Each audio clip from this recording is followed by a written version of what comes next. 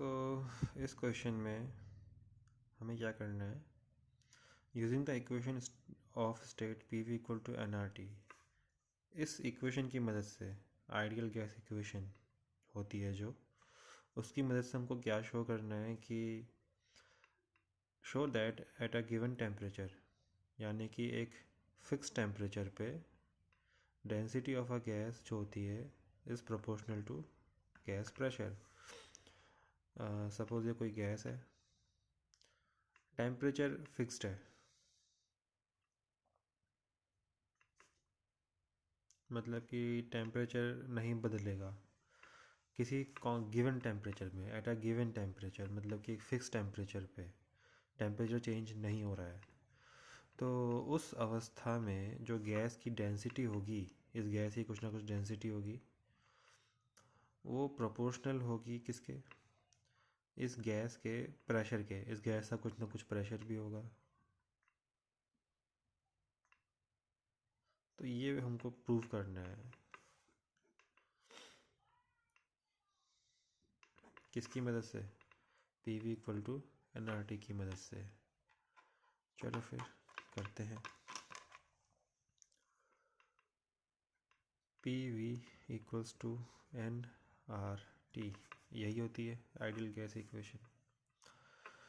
अब यहाँ पे जो P है वो है गैस का प्रेशर, V है वो है गैस का वॉल्यूम, इस गैस का प्रेशर P, इस गैस का वॉल्यूम V, R तो गैस कांस्टेंट होता है, यूनिवर्सल गैस कांस्टेंट, T इस गैस का टेम्परेचर, N मोल्स है, number of moles.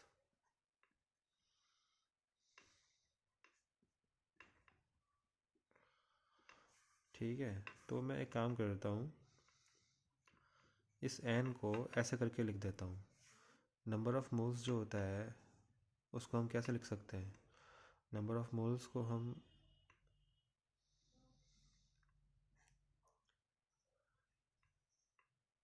Small m upon capital M। Small m क्या है, स्मॉल m जो है वो आपका मास ऑफ गैस, और कैपिटल M जो है वो है molar mass of gas.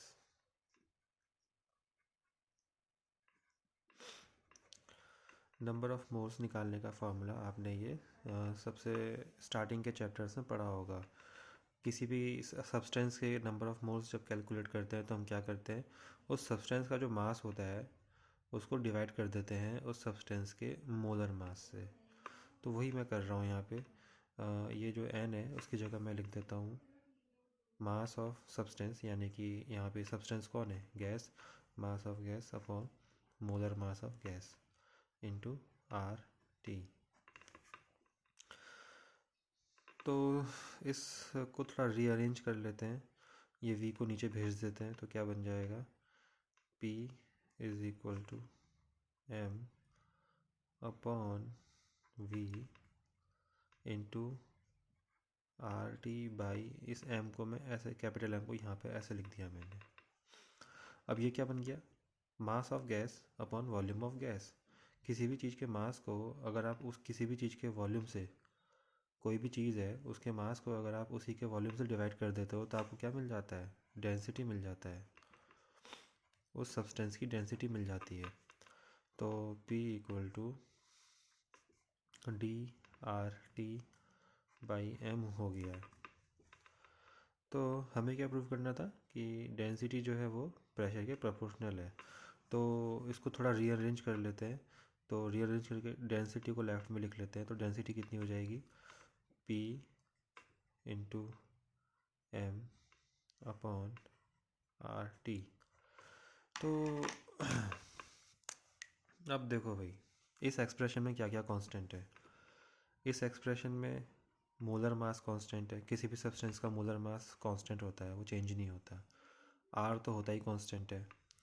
Temperature इस सिचुएशन में कांस्टेंट है एट अ गिवन टेम्परेचर, मतलब कि इस जो भी क्वेश्चन है उसमें पहले ही बोल दिया है कि टेम्परेचर गिवन है, मतलब वो फिक्स है, वो चेंज नहीं हो रहा है।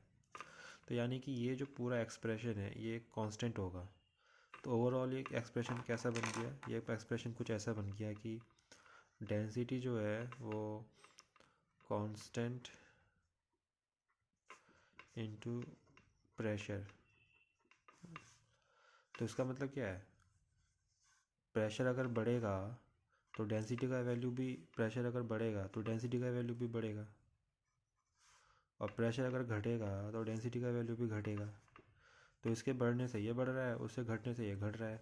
तो इसका मतलब क्या हुआ, इसका मतलब ये हुआ कि density is proportional to pressure. हो गया प्रूफ, यही तो प्रूफ करना था।